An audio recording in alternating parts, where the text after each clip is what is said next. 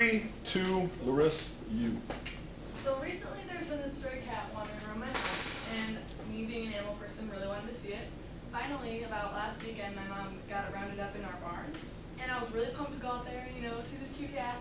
And as soon as I walked through the door, the first thing my mom says to me is, no way in hell are you keeping another animal. So I got out there and I was a little bit upset that I couldn't keep him, but the first thing that happened when I walked through the door is these giant green eyes met with mine, and it was like love at first sight. I love this cat, but I still couldn't keep him, which was sad. But the first thing I thought when I saw the cat was, where did you come from?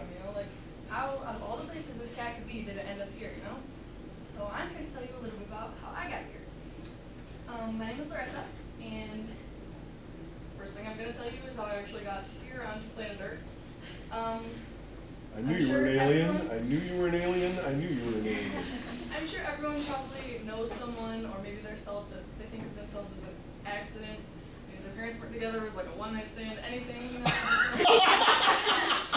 just an accident. I'm not usually the kind of person to one-up someone, but I think I kind of get the trophy for this area. So about 18 years ago, my parents fell in love, they were getting married and everything. Everything was perfect in their lives. They had their whole lives planned out. They were going to have one boy, one girl. At this point, they'd already had my sister. So we were just going to get pregnant with my brother, have a family of 4. Everything was going to be great. So they ended up getting pregnant with my brother just like they had planned. About a year and a half after they got married, they were going to buy some land, build their own house. Everything was perfect. So being pretty confident in these plans, my father scheduled his vasectomy procedure. Yep, vasectomy. So, we don't appreciate when you do the scissors thing. Just so not cool. Still the deal procedure. So he had his whole appointment scheduled, and when he actually got there, something happened. I think he got a little bit scared and they had to reschedule it. But Scissors. Yeah, probably. Within the 4 months that it took after my brother was born to get it rescheduled, by the time he actually got in and went through with it, he was leaving the hospital from having the procedure. He had everything was good, everything was great. He gets a phone call. So my mom he answers the phone, and my mom says, "Surprise, I'm pregnant," and here I am, ruined their little family of 4 life. But nonetheless, they love me. Not ruined, blessed. Right. Nonetheless, they still love me because I was adorable.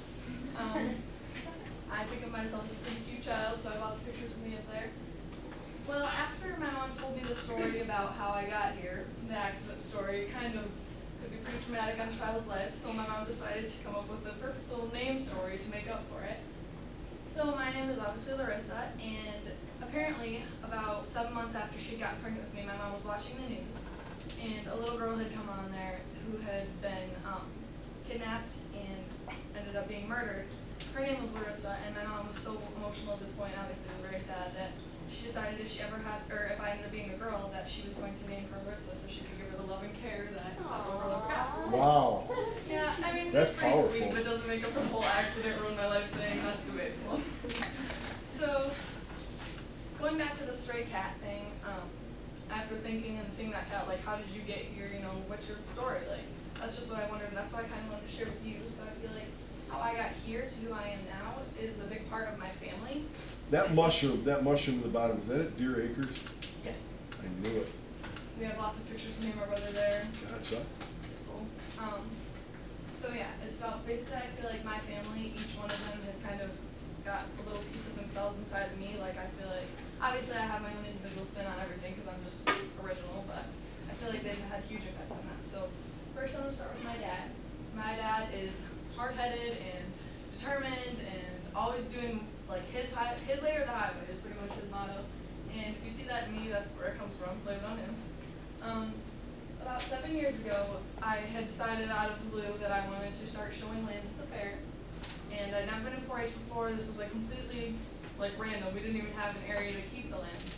But my dad saddled me up and we went and bought some lambs, spent a lot of money on them, and ever since then I've been doing it every year and I love it. It's a passion of mine. I learned so much from it, and I've learned a lot from just being in 4-H in general, and he has been a huge support in that. So. Are you good at it or are you bad? Actually, my first year I got last place. My first year, never even touched a lamb before then. You tried. Right, but up here in this corner is actually me with my grand champion lamb and grand champion trophy. Way to come back. Yep, that was last year. was amazing because the year before that, actually, I had gotten reserve champion, and the girl who had gotten grand champion before me, I had to go back up against her, and I ended up winning, so I was pretty pumped about that. Over the summer, I went to a camp in Oklahoma for showing sheep, and so it was a long travel, long commute, a lot of work, but it definitely paid off. So next is my mom. My mom is basically the opposite of my dad. She is very in tune with her emotions, I guess. She's an emotional person. She's very compassionate to others and considerate, and I think I get a little bit of that in me because I'm usually pretty good with that kind of stuff. And there's pictures of me with my Rotary Club, and that's up there. We did a walk for polio, and I went to a writing camp, and I'm also in student council. So just being involved, I feel like, is what she's contributed to me as a person. She's always wanting to help people, always wanting to do everything for other people, and I guess that's just kind of the mother figure in general, but I think that's kind of rubbed off on me a little bit. So I love being involved in things and helping. Next is my brother, which I'm sure many of you know, Jeremiah. He is only 13 months older than me, so we kind of grew up as twins or best friends rather than like older brother, little sister. So obviously, yes, there's a picture of us kissing. No, it's not weird. He is one of my best friends, but we also had fought a lot, obviously, when we were younger. Like, I wanted to be just like him, and I'd wear his underwear on my head, you know, chasing him around, and he was like, get away from me, little girl, you know. But we sort of kind of came back around, and we love each other, as you can see up in this picture. What he's contributed to me as a person is being an athlete. My brother, ever since he was little, has always been really involved in sports. The only thing I did when I was younger was t-ball, and I just kind of stood out in right field with my mitt and then the grass in it, so it wasn't really sports. My brother does cross country and track now. He's tried just about every sport there is throughout his life. And for me, I play volleyball now, and I run track. I don't have any pictures of that, but volleyball is a huge passion of mine. I love it. And I would have never gotten into that if it wasn't for my brother, because obviously I want to be just like him, so I wanted to try sports and everything. So he's definitely to thank for that. Next is my sister. She is 24 years old, and as you may not be able to see from the picture, she is mentally disabled.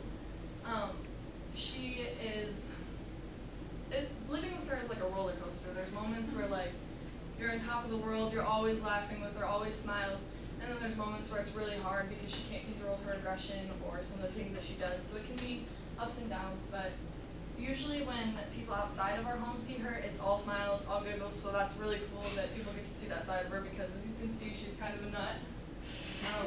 In that picture, I love this picture right here. We were at Chuck E. Cheese's, and apparently my sister loves attention because if you can see her annoyed look on her face from me getting the attention from the Chuck E. Cheese guy.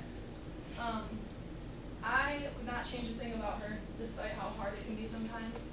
I love her more than anything. She's also one of my best friends. It's a lot of fun living with her. In this picture, there's actually a funny story behind it. It was her 23rd birthday, and my mom had made her favorite cake, funfetti with no frosting and sprinkles. We had it sitting out on the counter, and we went to the store to go get balloons or something, I don't know. And that was my puppy at the time, and he decided while we were gone to jump up on the table and demolish half of the cake. Good dog. We came home to him with a big bellyache, and my sister thought it was the funniest thing. So I decided to get a picture of them together, and you can't really see in this one because I didn't really get a good picture, I was laughing too hard, but he was sitting up there by the cake, and the cake was right in front of him. He dove in for a bite during the picture. It was a great day. Yeah, I've learned a lot from her.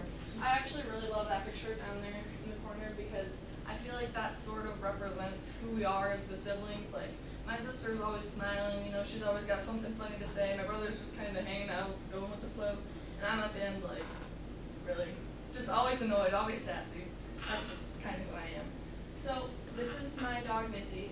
She actually passed away last year, which was very hard for me because, I mean, as people, if anyone else can understand, like, being that connected to a dog, like, that dog was my best friend ever.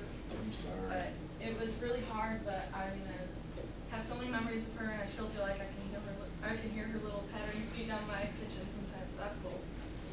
But yeah, I love her. I thought I'd include her so you guys could get to see that kind of part of me, because I grew up with her ever since I was, you know, really little, but she ended up dying of heart disease, which was very hard because I was holding her as I watched her go, and that was especially hard knowing that the vet couldn't do anything, so. But I ended up getting this little guy, so I love him to death. He's my new best friend. I mean, obviously no one can replace Mitzi, but I love him. His name is Charles, and I actually named him Charles after my father, whose name is David Charles.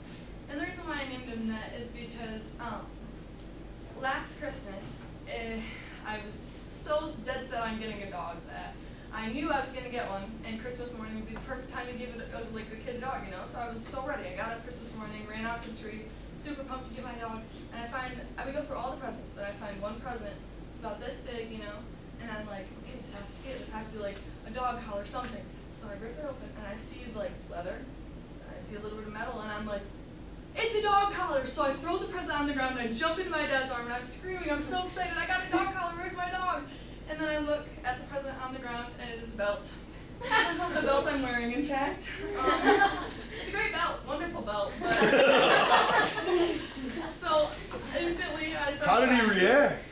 My dad felt so bad. That's why I ended up naming the dog after my dad, because he was like, I just ruined this kid's Christmas, you know, I gotta do something. So it was funny, but it worked out. It was hard at the moment, but up there you can see his one ear is sticking up and one ear is down. He is 100% mine. You asked me the breed, I have no Love idea. it. Best kind. Yep, he's an amazing dog, and I actually got a video yesterday. He was playing and my mom had his ball and both of his ears stuck up like that. He looked like a hyena. It was adorable. He brings me joy. Like that's the only way to say it is that he's like the center of my happiness, because I know no matter what, he will always love me or anything. So yeah. Unconditionally. Yep. Definitely. So that's pretty much who I am. Well done. Well done. Well done. Okay.